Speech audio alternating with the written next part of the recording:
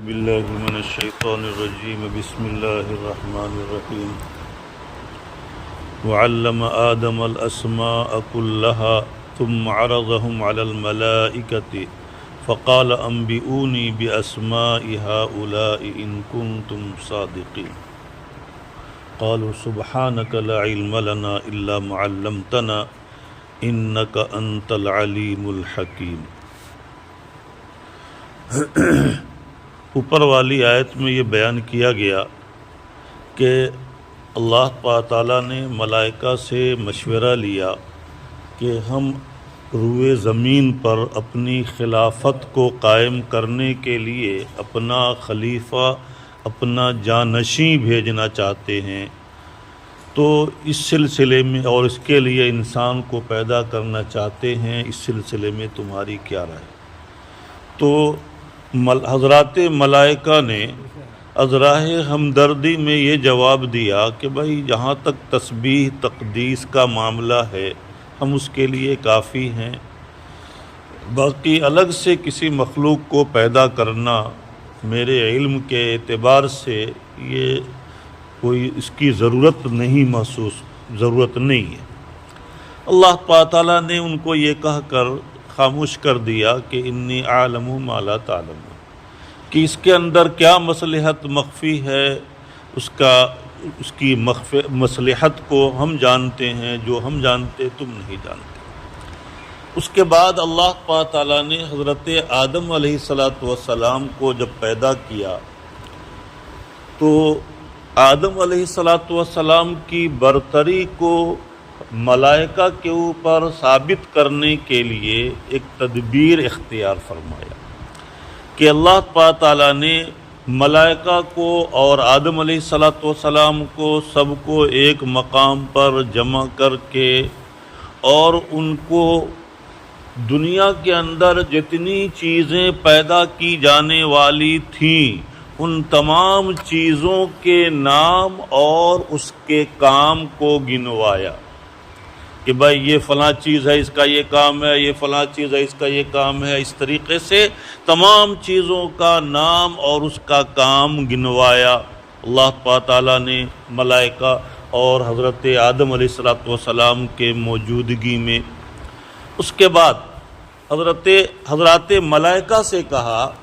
کہ آپ یہ نام جو ابھی آپ کے سامنے بیان کیے گئے ان ناموں کو آپ بیان کیجئے۔ ظاہر بات ہے ملائکہ کے اندر اللہ تعالیٰ نے ان کو نور سے بنایا ہے، ملائکہ کی خلقت نور سے ہوئی ہے اور ان کے اندر کمال اطاعت کا جذبہ ہے، لیکن کسی بھی چیز کو جو ہے جس کو اللہ تعالیٰ نہیں چاہتے اس کو محفوظ کر کے پھر اس سے استنباط کرنا اور اس کے فوائد کو اور اس کے کام کو اخذ کرنا، یہ صلاحیت ملائکہ کے اندر نہیں رکھی گئی۔ اسی وجہ سے ملائکہ نے اپنی لا علمی کا اظہار کر دیا، اور جب حضرت آدم علیہ السلام سے کہا گیا کہ آپ ان ناموں کو بیان کیجئے، انہوں نے تمام ناموں کو اور تمام چیزوں کے نام اور ہر ایک کے کام کی تفصیل کو بیان کر دیا۔ اب گویا کہ اللہ تعالیٰ نے حضرت آدم علیہ السلام کی برتری کو اس طرح سے حضرات ملائکہ پر ثابت کر دیا۔ اسی کو بیان کر رہے ہیں کہ وَعَلَّمَ آدَمَ الْأَسْمَاءَ كُلَّهَا، اور اللہ تعالیٰ نے حضرت آدم علیہ السلام کو تمام چیزوں کا نام سکھایا۔ ثُمَّ عَرَضَهُمْ عَلَى الْمَلَائِكَةِ، پھر وہ تمام ناموں کو ملائکہ کے سامنے پیش کیا کہ آپ جو ہے فَقَالَ أَنبِئُونِي بِأَسْمَاءِ هَؤُلَاءِ إِن كُنتُمْ صَادِقِينَ، کہ بھائی تم لوگ میرے سامنے ان ناموں کو، ان چیزوں کے نام اور ان کے کام کی تفصیل کو بتاؤ اگر تم سچے ہو اپنے قول میں کہ بھئی ہم آپ کی خلافت و نیابت کے لیے کافی ہے، خلافت و نیابت کے لیے الگ سے انسان کو پیدا کرنے کی ضرورت نہیں ہے۔ اگر اس میں تم سچے ہو تو تم جو ہے واقعی ان ناموں کو اور اس کے کاموں کو تفصیل سے بیان کرو۔ چنانچہ حضرات ملائکہ نے اپنی عاجزی کا اظہار کرتے ہوئے فرمایا قالوا سبحانک لا علم لنا الا ما علمتنا، آپ اے میرے پروردگار آپ کی ذات پاک ہے ہر طرح کے نقص و عیب سے، ہمیں تو صرف انہی چیزوں کا علم ہے جو آپ نے ہم کو سکھایا، ہمارے ذہن و دماغ میں ڈالا، لیکن یہ جو ہے دنیا کے اندر ہونے والی چیزوں اور ان کے کام، ان کے نام اور ان کے کام کی تفصیل چونکہ ہم کو بتلانا مقصود نہیں تھا، اسی وجہ سے ہمارے ذہن و دماغ میں یہ چیزیں محفوظ نہیں رہیں۔ لا علم لنا الا ما علمتنا، آپ نے جن چیزوں کو مقصوداً بالقصد ہمیں سکھایا ہم نے اس کو سیکھا، ہم اسی کو جانتے ہیں۔ انک انت العلیم الحکیم، آپ ہی تمام چیزوں کو جاننے والے ہیں اور حکمت والے ہیں۔ جب حضرت آدم علیہ السلام کی برتری ملائکہ کے اوپر اس طرح سے ثابت ہو گئی، ملائکہ سے پھر کہا، اللہ حضرت آدم سے کہا قال یا آدم انبئہم باسمائہم، اے آدم تم ان چیزوں کے ناموں کو، ان کے کاموں کو پیش کرو، ان کو خبر دو، بتاؤ۔ فلما انباہم باسمائہم، حضرت آدم علیہ السلام نے ان تمام چیزوں کے نام اور ان کے کاموں کی تفصیل کو تفصیل کے ساتھ مفصل بیان کر دیا۔ قال الم اقل لکم انی اعلم غیب السماوات والارض، اللہ تعالیٰ نے فرمایا کہ کیا میں نے تم سے نہیں کہا تھا کہ آسمان اور زمین کی مخفی چیزوں کے بارے میں مجھے جن چیزوں کا مجھے علم ہے، فرما رہے ہیں کہ تم نہیں جانتے، انی عالم غیب السماوات والارض وعالم ما تبدون وما کنتم تکتمون، اور مجھے اچھی طرح سے معلوم ہے کہ تم دل میں کیا چیز چھپائے ہوئے ہو اور کس چیز کو ظاہر کرتے ہو۔ تم نے جو اظہار ہمدردی میں یہ کیا، لیکن یہ کہ ظاہر بات ہے یہ جو ہے تمہارا یہ کہنا اس گرچہ اظہار ہمدردی میں تھا، لیکن چونکہ ہمارا جو مقصد تھا اس مقصد سے تم ورنہ واقف تھے، اسی بنا پر فرما رہے کہ وَعَلَمَ مَا تُبْدُونَ وَمَا كُنْتُمْ تَكْتُمُونَ، تم جن چیزوں کو ظاہر کر رہے اور جس کو چھپا رہے ہو سب چیزوں کا مجھے علم ہے۔ بہرحال حضرت آدم علیہ السلام کی برتری جب اس طرح سے اللہ تعالیٰ نے ثابت کر دیا تو مزید حضرت آدم علیہ السلام کا اکرام کرتے ہوئے اللہ تعالیٰ نے ملائکہ کو حکم دیا کہ حضرت آدم علیہ السلام کے سامنے سجدہ کرو۔ وَإِذْ قُلْنَا لِلْمَلَائِكَةِ اسْجُدُوا لِآدَمَ فَسَجَدُوا إِلَّا إِبْلِيسَ، اور وہ وقت یاد کرنے کے قابل ہے جب کہ ہم نے ملائکہ سے کہا کہ اسجدوا لآدم، کہ تم لوگ آدم کو سجدہ کرو۔ فسجدوا، تمام ملائکہ نے سجدہ کیا مگر ابلیس نے سجدہ کرنے سے انکار کر دیا۔ سب سے پہلا سوال یہاں پر یہ ہوتا ہے کہ سجدہ غیر اللہ کے سامنے جائز نہیں ہے، تو پھر اللہ تعالیٰ نے حضرات ملائکہ کو آدم کے سجدے کا حکم کیوں دیا؟ اس کا جواب مفسرین نے یہ دیا ہے کہ سجدہ کی دو قسمیں ہیں، ایک ہے سجدہ تحیہ جس کو سلامی کا سجدہ کہا جاتا ہے، اور دوسرا ہے سجدہ تعظیمی۔ سجدہ تحیہ کہتے ہیں جھک کر سجدہ کرنا، اور پچھلی شریعت میں بعض علماء کی رائے یہ ہے کہ پچھلی شریعت میں زمین پر پیشانی کو رکھ کر بھی سجدہ تحیہ کی اجازت تھی، ہماری شریعت میں اجازت نہیں ہے۔ لیکن بعض دوسرے علماء کی رائے یہ ہے کہ پچھلی شریعت میں جو سجدہ کی اجازت تھی وہ بھی جھک کر سجدہ کرنا مراد تھا، جیسا کہ حضرت یوسف علیہ السلام کے بارے میں آیا ہے کہ جب حضرت یوسف علیہ السلام کے پاس ان کے بھائی اور ان کے والدین یہ سب مصر میں واپس تشریف لائے تو وخروا سجدا، تو ان کے تمام بھائی ان کے سامنے سجدہ میں گر گئے۔ تو سجدہ سے مراد یہاں پر ان کے سامنے سلامی پیش کرنا ہے،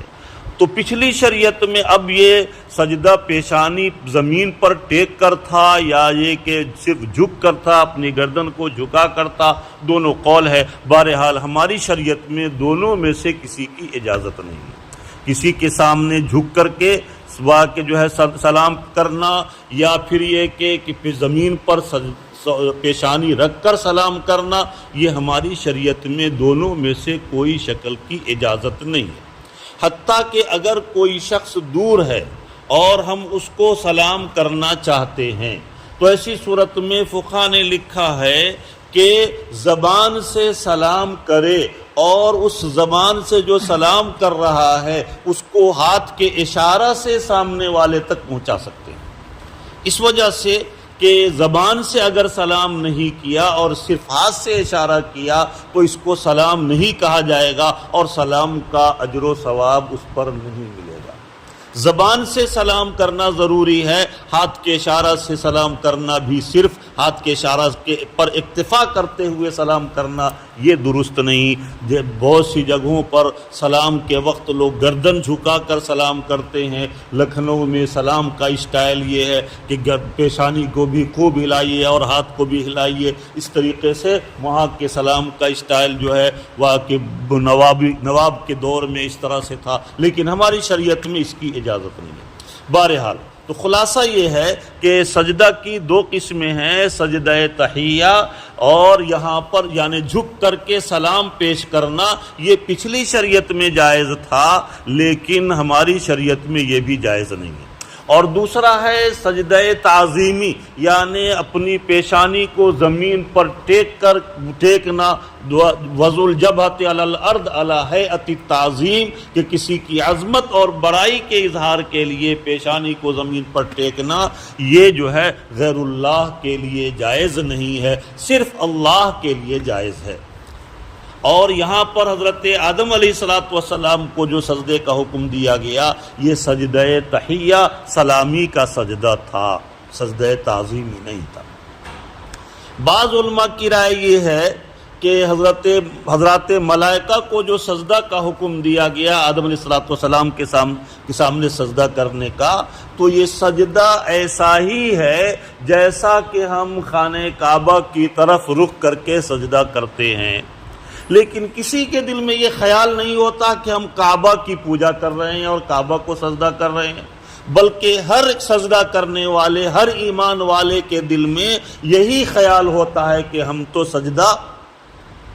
صرف ایک خدا کے سامنے کر رہے ہیں، لیکن اپنی جہت کو متعین کرنے کے لیے کعبہ کی سمت کی طرف جو ہے رخ کر کے ہم سجدہ کرتے ہیں۔ اسی طریقے سے گویا کہ ان لوگوں کو بھی سجدہ تو اللہ کا کرنے کا حکم دیا گیا، لیکن آدم علیہ السلام کو بحیثیت قبلہ کے قرار دیا گیا۔ بعض علماء کی یہ بھی رائے ہے۔ بہرحال فرمانے کہ تمام ملائکہ نے تو فوراً سجدہ کر لیا، لیکن ابلیس نے سجدہ کرنے سے انکار کر دیا۔ ابلیس بھی چونکہ میں نے بتایا تھا کل کے سبق میں ہم نے تذکرہ کیا تھا کہ جب انسانوں سے پہلے جناتوں کی آبادی تھی اس دنیا کے اندر، جب اللہ تعالیٰ نے جناتوں کی واقع جو ہے آپس میں خون خرابہ اور قتل و غارت گری کی کثرت کو دیکھا تو حضرت جبرائیل علیہ السلام کو بھیجا کہ جاؤ سب کو ہلاک کر دو۔ چنانچہ سب کو ہلاک کر دیا گیا، لیکن اللہ تعالیٰ نے ایک چھوٹے سے جنات کے بچے عزازیل کی محبت کو ڈال دیا حضرت جبرائیل علیہ السلام کے دل و دماغ میں۔ اللہ تعالیٰ سے درخواست کی، یا رب العالمین یہ چھوٹا سا معصوم بچہ، اس کا کوئی قصور نہیں، اس کو بخش دیا جائے، معاف کر دیا جائے اور مجھے اپنے ساتھ لے جانے کی اجازت دے دی جائے۔ اللہ تعالیٰ نے فرمایا کوئی حرج نہیں ہے، تم اپنے ساتھ لے آؤ۔ چنانچہ عزازیل یہ حضرت آدم علیہ السلام کے ساتھ جنت میں پرورش پایا، اور اس کے بعد پھر جو ہے اس نے جنت کے اندر ساتوں آسمان پر کوئی ایک بالشت کے برابر جگہ باقی نہیں تھی جہاں پر اس نے سجدہ نہ کیا ہو۔ اتنا زیادہ جو ہے اللہ کا واقع اللہ کی عبادت میں ہر وقت مشغول رہتا تھا کہ بھائی کہیں ایک کوئی لمحہ بھی اس واقع عبادت سے غافل نہیں ہوتا تھا. لیکن وہ عابد تو تھا لیکن اللہ کی معرفت اسے حاصل نہیں تھی. عالم سمجھے کہ وہ عالم حقیقی معنوں میں نہیں تھا، عابد تو تھا لیکن معرفت علم کی معرفت، اللہ کی معرفت حاصل نہیں تھی. اسی وجہ سے جب اس کو کہا گیا آدم کا سجدہ کرنے کے لیے تو اس نے فوراً کہا خلقتنی من نار وخلقتہ من طین، کہ آپ نے مجھے آگ سے پیدا کیا ہے، آدم علیہ السلام کو مٹی سے پیدا کیا. آگ مٹی کے سامنے جھکے ایسا نہیں ہو سکتا، میں آدم کے سامنے سجدہ کروں ایسا نہیں ہو سکتا. چنانچہ اللہ تعالیٰ نے فرمایا فخرج فإنک رجیم وإن علیک لعنتی الی یوم الدین، کم بخت تم یہاں سے نکل جاؤ، میری بارگاہ سے تم مردود ہو جاؤ، قیامت تک تمہارے اوپر میری لعنت اور پھٹکار برستی رہے گی. کم بخت وہاں سے جب مردود ہوا اور رادِ بارگاہ ہوا تو نکل جنت سے آتے آتے اس نے اللہ تعالیٰ سے ایک مہلت مانگ لیا، رب انظرنی الی یوم یبعثون، میرے پروردگار آپ مجھے قیامت تک کی مہلت دے دیجئے کہ میں آپ کے بندوں کو گمراہ کر کے، میں تو ڈوبا ہوں لیکن دوسروں کو بھی ڈوبا کر چھوڑوں گا.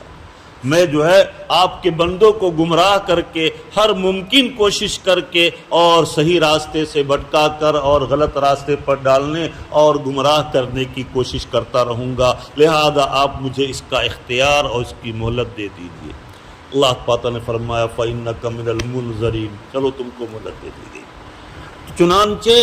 شیطان نے کہا کہ لَآتِيَنَّهُم مِّن بَيْنِ أَيْدِيهِمْ وَعَنْ أَيْمَانِهِمْ وَعَنْ شَمَائِلِهِمْ وَلَا تَجِدُ أَكْثَرَهُمْ شَاكِرِينَ، میں آپ کے بڑے بڑے متقی پرہیزگار بندوں کے تقوی کو توڑ دوں گا، ہر چہار سمت سے آ کر ان کو گمراہی کے راستے پر ڈالنے کی کوشش کروں گا. چنانچہ شیطان نے کہا ایک کسی موقع پر کہ اگر اپنے وقت کے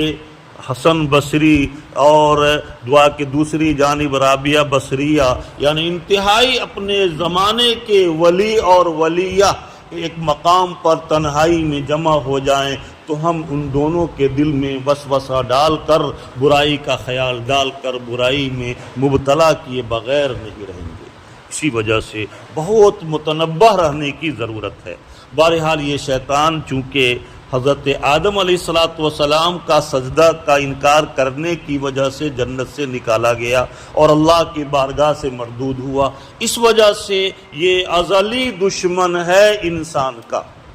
اور انسان کو گمراہ کرنے کی انتھک کوشش، ہر ممکن کوشش کرتا رہتا ہے. 24 گھنٹہ اس کی یہی کوشش رہتی ہے کہ کس طریقے سے انسان کو گمراہ کرے. بلکہ جب بھی کوئی انسان پیدا ہوتا ہے تو پیدا ہوتے ہی اس کے ساتھ ایک شیطان کو بھی لگا دیا جاتا ہے جس کو اس کا ہمزاد کہا جاتا ہے، اور وہ 24 گھنٹہ اس کے ساتھ ہی رہتا ہے. اس کا کام ہے دل میں برے خیالات ڈالنا، برائی کی طرف وساوس ڈالنا اور برائی کی طرف آمادہ کرنا. بہرحال تو چونکہ شیطان کی خلقت ہوئی آگ سے، اللہ تعالیٰ نے ملائکہ کو نور سے پیدا کیا اور شیطان کو آگ سے پیدا کیا، اور انسان کی خلقت میں گرچہ مٹی کی اکثریت ہے لیکن اس کے ساتھ 4 اجزاء کی شمولیت ہے. انسان کا پہلے جو ہے دنیا کے مختلف حصوں سے جب اللہ تعالیٰ نے حضرت آدم علیہ السلام کو پیدا کرنے کا ارادہ فرمایا تو روایت میں آتا ہے کہ اللہ تعالیٰ نے ملائکہ کو بھیجا اور دنیا کے مختلف حصوں سے تھوڑی تھوڑی مٹی منگوایا، اور مٹی منگوانے کے بعد پھر اس کو پانی سے گوندھا گیا، اور پانی سے گوندھ کر پھر اس کا پتلا بنایا گیا، اور اس پتلا کو پھر ہوا میں سکھایا گیا. ہوا میں سوکھنے کے بعد پھر اس پتلے کو آگ میں پکایا گیا.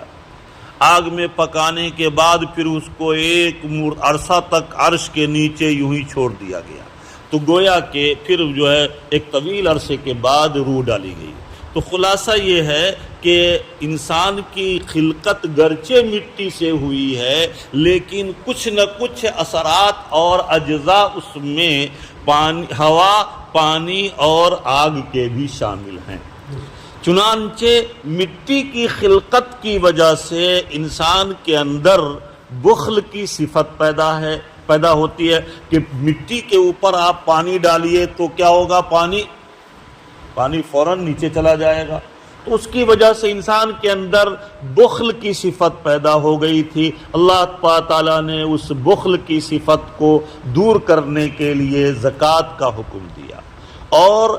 آگ کے اندر چونکہ تعلی اور برتری ہے، اس سے کبر و غرور پیدا ہو گیا تھا۔ اس کبر و غرور کو دور کرنے کے لیے اللہ تعالیٰ نے یہ چونکہ بڑا مہلک اور خطرناک تھا، اسی وجہ سے اللہ تعالیٰ نے ابتداءً 50 مرتبہ نماز پڑھنے کا، 50 وقت کی نماز پڑھنے کا حکم دیا تھا، لیکن پھر تخفیف کر کے اس میں سے جو ہے پھر کیا کمی کر دی گئی، اور اس کا MG بڑھا دیا گیا کہ بھائی چلو 50 نماز کا پاور اب 5 نماز میں ڈال دیا گیا ہے، اور دن بھر میں 5 مرتبہ نماز پڑھنا ہے، تاکہ جب انسان اپنے اشرف عضو کو، پیشانی کو زمین پر ٹیکے تو اس کے ذریعے سے غایت درجے کی عاجزی کا ظہور ہو اور اپنی بے بسی، بے کسی کا اظہار ہو، کبر و غرور ختم ہو جائے۔ تو یہ کبر و غرور کو ختم کرنے کے لیے اللہ تعالیٰ نے نماز کا فریضہ عائد فرمایا۔ انسان کے اندر ایک ہوا خلقت میں، انسان کی خلقت میں ہوا بھی شامل ہے، اور اسی طریقے سے اور کیا ہے، پانی بھی شامل ہے۔ پانی کے اندر، پانی کی خاصیت یہ ہے کہ آپ کہیں پر ڈالیے تو وہ فوراً یہاں ڈالیں گے، وہاں بہس کر چلا جائے گا۔ طمع اور حرص کی صفت تھی، اس کو ختم کرنے کے لیے اللہ تعالیٰ نے سال میں 1 مہینے کا روزہ فرض فرمایا، اور ایک امتیازی شان ہوا کے ساتھ ہوا چلتی ہے اور گزر جاتی ہے، وہ ایک امتیازی شان کو ختم کرنے کے لیے اللہ تعالیٰ نے صاحب ثروت پر اور جو صاحب استطاعت ہوں اس پر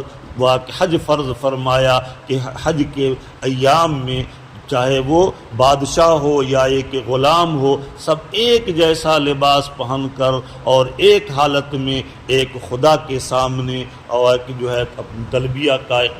پڑھتے ہوئے اپنی بے بسی اور بے کسی کا اظہار کرتے ہیں۔ اس طریقے سے گویا کہ اللہ تعالیٰ نے ان 4 قسم کی واقع جو ہے اجزاء سے پیدا واقع انسان کی خلقت میں پیدا ہونے کی وجہ سے 4 صفات جو پیدا ہوئی، اس کو ختم کرنے کے لیے یہ 4 قسم کے فرائض اللہ تعالیٰ نے عائد فرمائے ہیں، لازم کیے ہیں۔ بہرحال تو تمام ملائکہ نے تو سجدہ کیا، لیکن ابلیس نے سجدہ کرنے سے انکار کر دیا، الا ابلیس ابا، اس نے انکار کر دیا، واستکبر، اور اس نے کبر و غرور کا اظہار کیا، اپنی برتری کو ثابت کرتے ہوئے کہا کہ خلقتنی من نار و خلقتہ من طین، میں آگ سے پیدا ہوا ہوں، لہذا آگ مٹی کے سامنے نہیں جھک سکتا، میں سجدہ نہیں کر سکتا۔ وَكَانَ مِنَ الْكَافِرِينَ، فرمانا ہے کہ وہ تو پہلے سے ہی واقع جو ہے اس کے واقع دل پہ کفر کی مہر لگا دی گئی تھی، کفر اور سرکشی کی مہر لگا دی گئی تھی، اور وہ تو کافروں کی جماعت میں کا ہی ایک فرد تھا۔ لیکن حضرت جبرائیل علیہ السلام کے دل میں اس کی محبت ڈالی گئی، اور پھر اس کو لے کر کے حضرت جبرائیل علیہ السلام اپنے ساتھ جنت میں لے کر آ گئے، ورنہ یہ کہ اس کی فطرت میں کبر و غرور، اس کی فطرت میں جو ہے انکار اور کفر جو ہے شامل تھا، اسی فطرت کو ظاہر کرتے ہوئے اس نے انکار کر دیا۔ وَقُلْنَا يَا آدَمُ اسْكُنْ أَنْتَ وَزَوْجُكَ الْجَنَّةَ، اس کے بعد اللہ تعالیٰ نے حضرت آدم علیہ السلام کو پیدا کیا، آدم علیہ السلام کو جب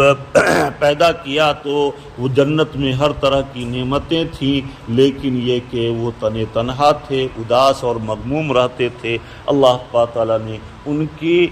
دل بستگی کے لیے اور ان کے دل بہلانے کے لیے اللہ پاک تعالیٰ نے ان کے بائیں طرف کی سب سے اوپر والی پسلی سے، جو کہ سب سے کمزور، سب سے پتلی، سب سے ٹیڑھی اور دل کے قریب ہوتی ہے، اس سے عورت کو پیدا کیا۔ اسی وجہ سے اس کا نام ہی رکھا گیا حوا۔ حوا یہ حیون سے ماخوذ ہے، حیون کے معنی زندہ کے ہیں، کہ چونکہ زندہ آدمی کی پسلی سے ان کو بنایا گیا نکال کر کے، اس وجہ سے ان کا نام ہی پڑ گیا حوا۔ بہرحال حضرت آدم علیہ السلام کے دل بہلانے کے لیے اللہ پاک نے حضرت حوا کو پیدا کیا، اور اس کے بعد کہا گیا کہ دیکھو تم دونوں جنت میں ہر جگہ کہ تم لوگ رہو راحت و آرام کے ساتھ، جنت کی ہر نعمتوں کو کھانے کی اجازت، استعمال کرنے کی اجازت ہے، لیکن ایک درخت کی طرف اشارہ کرتے ہوئے کہا گیا کہ لا تقربا هذه الشجرہ، اس درخت کو نہیں کھا سکتے ہو، اور اس کے علاوہ باقی جتنے بھی درخت میں جتنے بھی پھل ہیں، جتنی بھی نعمتیں ہیں، سب سے تم فائدہ اٹھا سکتے ہو۔ اب جو ہے ابلیس عزازیل تو انسان کا ازلی دشمن ہے ہی، وہ کسی طریقے سے حضرت حوا کے پاس پہنچ گیا، اور اس کے بعد کہنے لگا، جا کر کے خوب رونے لگا کہ بھائی، پوچھا کہ عورتیں بڑی نرم دل ہوتی ہیں، پوچھا بھائی کیوں رو رہے ہو؟ کہا کہ اصل میں ہم کو معلوم ہوا، ہم لوگ ساتھ میں ایک ساتھ رہتے ہیں جنت میں، اللہ تعالیٰ نے ہم کو معلوم ہوا ہے کہ آپ لوگوں کو اللہ تعالیٰ جنت سے نکالنے والے، اس وجہ سے فرقت کے غم میں ہم رو رہے ہیں۔ اتنا مکار ہے، مکاری کا اس طرح سے اظہار کیا۔ چنانچہ حضرت حوا بہت پریشان ہو گئی، کہا کہ اچھا پھر اس سے بچنے کی کیا شکل ہے؟ کہا ایک شکل ہے، اللہ تعالیٰ نے جو فلاں درخت کے پھل کو کھانے سے جو منع فرمایا ہے، اس کی وجہ یہ ہے کہ اس درخت کے پھل کی خاصیت یہ ہے کہ جو بھی ایک مرتبہ اس پھل کو کھا لے گا، اس کو جنت کی ابدی زندگی حاصل ہو جائے گی، جنت سے پھر کوئی اس کو نکال نہیں پائے گا، اور چونکہ تم لوگوں کو نکالنا ہے، اسی وجہ سے اللہ تعالیٰ نے اس کو کھانے سے منع فرما دیا ہے۔ اب حضرت حوا علیہ السلام کے ذہن و دماغ میں بیٹھ گیا کہ مجھے تو اس درخت کا پھل کھانا ہے۔ حضرت آدم علیہ السلام کو بتلایا کہ بھائی ہم کو وہ پھل چاہیے۔ حضرت آدم نے منع کیا کہ نہیں، اللہ تعالیٰ نے منع کیا ہے، ہم کو جو ہے لہذا ہم نہیں لا سکتے ہیں۔ لیکن جب عورت کسی چیز پر اڑ جائے، بضد ہو جائے، تو مثل مشہور ہے کہ بالک ہٹ اور عورت ہٹ، عورت بچے کی ضد اور عورت کی ضد دونوں یکساں ہوتی ہے۔ چنانچہ جب عورت ضد پر پہ آ جائے کہ نہیں مجھے یہ کرنا ہے، تو پھر جو ہے وہ مرد بھی مجبور ہو جاتا ہے۔ چنانچہ حضرت حوا نے اصرار کیا کہ مجھے تو وہ چیز چاہیے ہی چاہیے۔ حضرت آدم علیہ السلام سے بھی تھوڑی اجتہادی غلطی ہوئی، انہوں نے سوچا کہ اللہ تعالیٰ نے اشارہ کرتے ہوئے یہ فرمایا لا تقربا هذه الشجرہ، لیکن اس جیسا درخت جو دوسری طرف ہے اس کے بارے میں تو منع نہیں کیا ہے، حالانکہ اللہ تعالیٰ کا منشا تو یہ تھا کہ اس جیسے جتنے بھی درخت ہیں سب کا پھل مت کھانا، لیکن حضرت آدم علیہ السلام نے سے اجتہادی غلطی ہوئی، انہوں نے جا کر کے اپنی بیوی حضرت حوا کے اصرار اور ضد پر جا کر کے اس جیسا جو دوسری طرف جو درخت تھا اس کے پھل کو توڑ کر لے آئے، اور پھر جو ہے جیسے اس پھل کو توڑ کر لائے اور دونوں کھائے۔ چنانچہ جیسے ہی توڑا پورے جسم سے جنتی لباس گر گیا، اتر گیا، اور اب جو ہے دونوں ننگے ہو گئے، پریشان۔ اب جنت کے پہلے حال یہ تھا کہ جنت کا درخت اشارہ پر نیچے آتا تھا، اب جو ہے درخت کوئی پتے کے لینے کے لیے کوشش کر رہے ہیں، لیکن کوئی درخت جو ہے پتا دینے کے لیے تیار نہیں۔ کیوں؟ پہلے اللہ کے حکم کی اطاعت کرنے والے تھے، جس کی وجہ سے جنت کی ہر چیز ان کے مطیع اور فرما بردار تھی۔ جب اللہ کے حکم کی خلاف ورزی کی تو جنت کی ساری نعمتیں ان کے خلاف ہو گئی، اور کسی درخت نے پتہ نہیں دیا۔ اخیر میں حضرت آدم علیہ السلام کو اللہ کی طرف سے حکم ہوا ہوگا، جب ہی دیا ہوگا، بہرحال انجیر کے درخت نے اپنا پتہ دیا۔ حضرت آدم علیہ السلام نے انجیر کے درخت سے ایک شاخ کو توڑا، ایک ڈال کو توڑا اور توڑ کر اس کے پتے کو جوڑ کر کے اپنے سطر پر اس کو ڈالا، اور اس کے بعد کچھ پتے کو توڑ کر حضرت حوا کے جسم پر ڈالا سطر چھپانے کے لیے۔ اس طریقے سے دونوں نے اپنے سطر کو انجیر کے درخت کے پتے سے وا کے چھپا لیا۔ علماء نے لکھا ہے، محققین نے لکھا ہے کہ انجیر کے درخت نے یہ ایثار کیا، اللہ تعالیٰ نے اس کے ایثار کا بدلہ انجیر کو یہ دیا دنیا میں کہ تمام درختوں میں پہلے پھول آتا ہے، بعد میں پھل آتا ہے۔ انجیر کا درخت واحد ایسا درخت ہے، تنہا ایسا درخت ہے جس میں پھل پہلے آتا ہے، پھول بعد میں آتا ہے۔ اس کو جو ہے اس کا یہ ایثار کا صلہ ملا۔ بہرحال حضرت آدم علیہ السلام کو اللہ تعالیٰ نے پھر جنت سے اتار دیا نیچے، اور حضرت آدم علیہ السلام کو ہندوستان کے لنکا میں اتارا۔ اس وقت لنکا جو مالدیپ میں ہے، وہ لنکا ہندوستان ہی کے اندر تھا، اب وہ مالدیپ کا جزیرہ الگ ہو گیا ہے۔ تو لنکا میں حضرت آدم علیہ السلام کو اتارا، اور دادی حوا کو جدہ میں اتارا، کیونکہ ہم سب کی دادی ہیں، دادی وہاں اتاری گئی اور وہیں مدفون بھی ہیں وہ، اسی وجہ سے جدہ میں، اسی وجہ سے جدہ کے معنی دادی کے آتے ہیں، اسی وجہ سے اس شہر کا نام ہی پڑ گیا دادی، کیونکہ ہم سب کی دادی اماں وہاں آرام فرما ہے۔ بہرحال تو جب جنت سے اتارا گیا حضرت آدم اور حضرت حوا کو، تو انجیر کا جو درخت حضرت آدم علیہ السلام کے جسم سے لگا تھا، اس پتے کو جو ہے ہرن نے کھا لیا، جس کی وجہ سے ہرن کے اندر مشک پیدا، اس کے پیٹ میں مشک پیدا ہو گیا جنتی پتے کی برکت سے۔ اور اس کے بعد چنانچہ مشک کا استعمال دنیا میں مردوں کے لیے تو جائز، عورتوں کے لیے ناجائز قرار دے دیا گیا۔ اور حضرت حوا کے جسم پر جو ہے انجیر کا پتا سطر چھپانے کے لیے لگا تھا، اور وہ جو ہے وہ زمین پر آیا ان کے ساتھ، اس پتے کو ریشم کے کیڑے نے چاٹ لیا، تو اس کے پیٹ میں اللہ تعالیٰ نے ریشم کا دھاگا تیار کر دیا۔ چنانچہ مردوں کے لیے دنیا میں ریشمی کپڑے کا استعمال کرنا ممنوع اور حرام قرار دے دیا گیا۔